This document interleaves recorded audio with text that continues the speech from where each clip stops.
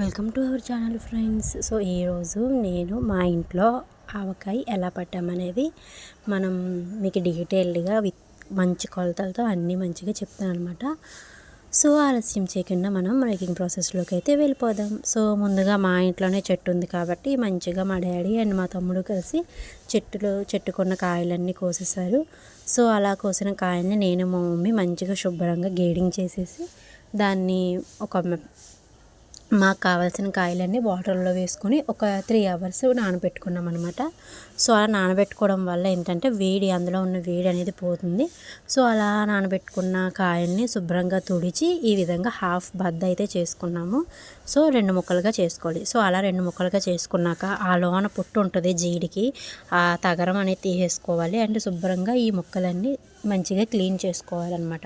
So అలా clean చేసుకున్న ముక్కల్ని 4 బద్దల కింద మనం కట్ చేసుకోవాలి. సో కట్ చేసుకొని ఒక ½ an hour మంచిగా గాల్లో ఎండబెట్టుకోవాలి అనమాట, ఆరబెట్టుకోవాలన్నమాట. అలా ఆరబెట్టుకుంటే మంచిది, ముక్క అనేది నలగకుండా అలాగే మెత్తబడకుండా ఉంటుంది అనమాట. సో అలాగా ఆరబెట్టేసుకొని ఈలోగా మనం వాటికి కావాల్సిన ఆవపిండి అలాగే మెంతిపిండిని మనం రెడీ చేసుకోవాలి. సో ఆవాలు అలాగే మెంతులు 2 ఒక పలుపు ఎండలో ఆరబెట్టుకొని మంచిగా ఎండాక సో ఈ విధంగా మనం వీడియోలో మిక్సీ ఆడేసుకుంటే సరిపోతుంది అనమాట. సో ఆవపిండి మెంతిపిండి అనేది మేము పావు కేజీ తీసుకున్నాము. ఆవపిండి అనేది కొంచెం ఎక్కువ తీసుకున్నాము. సో ఈ విధంగా మనం కొలత కింద ఒక గిన్నె కానీ ఏదైనా పెట్టుకోవాలి. సో ఆవకాయ కొలతలకి అందరి ఇంట్లో ఉంటాయి కాబట్టి దాన్ని బట్టి మనం కొలుసుకోవచ్చు. సో మేమైతే ఎప్పుడు ఈ గిన్నెతోనే కొలుస్తాము. సో ఈ గిన్నెతో మనం ముక్కలు కొలిస్తే మాకైతే 11 గిన్నెలు వచ్చినాయి. సో ఈ విధంగా 11 గిన్నెలు వచ్చాక మా మమ్మీ మంచిగా ఆవకాయ అంతా కొలిచేశారు. సో నెక్స్ట్ వచ్చేసి ఈ విధంగా గిన్నెకి 11 వచ్చినాయి కాబట్టి ఇప్పుడు మనం కారం కొలుసుకోవాలి.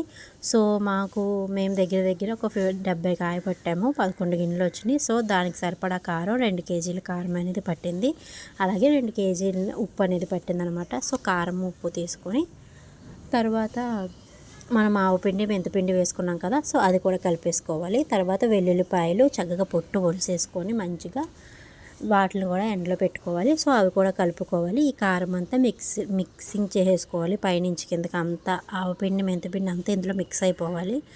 సో ఈ ఇయర్ స్పెషల్ ఏంటంటే నేను మా చెల్లి కూడా మంచిగా హెల్ప్ చేసామన్నమాట మా మమ్మీకి. సో ఎవ్రీ ఇయర్ మా మమ్మీ వాళ్ళే పట్టుకుంటారు. సో ఈ ఇయర్ మేము కూడా హెల్ప్ చేసాము. సో నెక్స్ట్ వచ్చేసి ఆవకాయ పచ్చడిని తినడం ఈజీ కానీ బట్ చేయడమే చాలా కష్టం. ఒక 1 day అంతా ఆవకాయ పచ్చడి పడతంలోనే అయిపోయింది.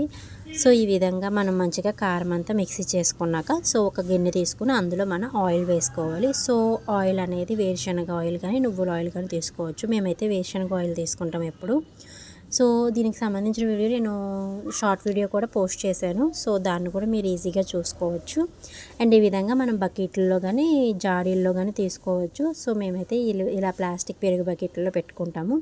సో ఆయిల్లో మనం మామిడికాయ ముక్కలు అనేవి చక్కగా డిప్ చేసుకొని అందులో నానబెట్టి ఆ తర్వాత అందులో మనం కారంలో కలుపుకొని వేసుకుంటే టేస్ట్ అనేది చాలా బాగుంటుంది. సో ఈ విధంగా నేనేమో ఆయిల్లో వేసిన మామిడికాయలు కారంలో వేస్తుంటే మా మమ్మీ ఆవకాయ పచ్చడి అనేది జాయిగా పడుతున్నారనమాట.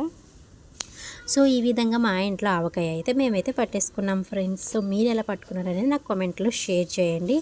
అండ్ అలానే ఇలాంటి మరికొన్ని వీడియోస్ కోసం మన ఛానల్ని అయితే సబ్స్క్రైబ్ చేసుకోండి. అండ్ అలానే మనం రీసెంట్గా ఇన్స్టాగ్రామ్ పేజ్ కూడా ఓపెన్ చేశాను.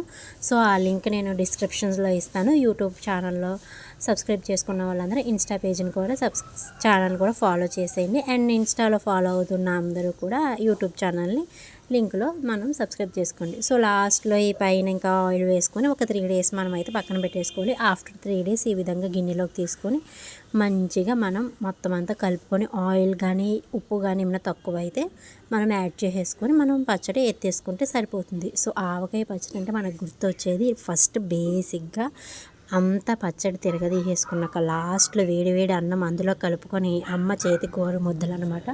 సో అలా అయితే నేను మా చెల్లి మా తమ్ముడు మంచిగా ఎంజాయ్ చేసాము. మా పచ్చడి అయితే చాలా సూపర్గా వచ్చింది.